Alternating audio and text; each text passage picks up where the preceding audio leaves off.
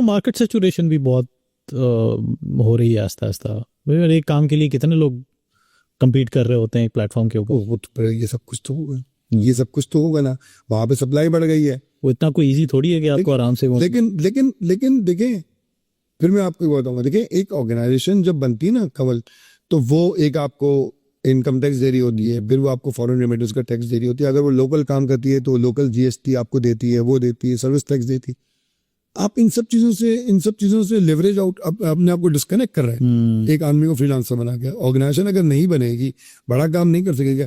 अब मैं for example आपसे एक बात करता हूँ, पाकिस्तान में इस वक्त कोई मुझे आप पेपरा के रूल में बता दीजिए कि पेपरा के रूल में कहीं लिखा हुआ है कि कोई पेपरा स्टेट ओन्ड एंटरप्राइज किसी फ्रीलांसर को काम आउटसोर्स कर सकती है? नहीं।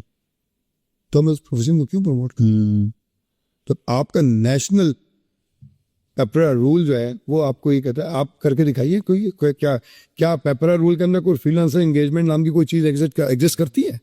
नहीं करती ना। वो तो ऑर्गेनाइजेशन मांगती है, 3 साल की बैलेंस शीट मांगती है, बैंक स्टेटमेंट मांगती है आपकी, वो सब कहाँ से लाएंगे आप? तो फ्रीलांसर जो हम प्रोड्यूस कर रहे हैं,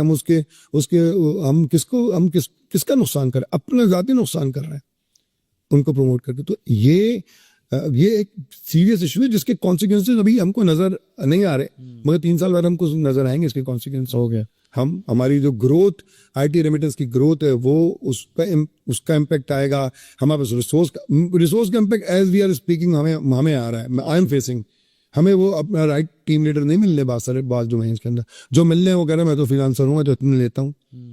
वो हम मैच नहीं कर सकते। या वो कहते हैं आप हमको डॉलर में पे करें, हम कितने लोगों को डॉलर में पे करेंगे? तो उसके बाद क्या हुआ, हमने कहा आप यकीन करेंगे, अपने ही लोग बनाने शुरू आप यकीन करेंगे कि मैं हूँ वो इस वक्त, मैंने पिछले महीने यूक्रेन के 4 लड़के इंटरव्यू किए हैं। अच्छा। जो मुझे इन लड़कों से सस्ते पड़ रहे हैं।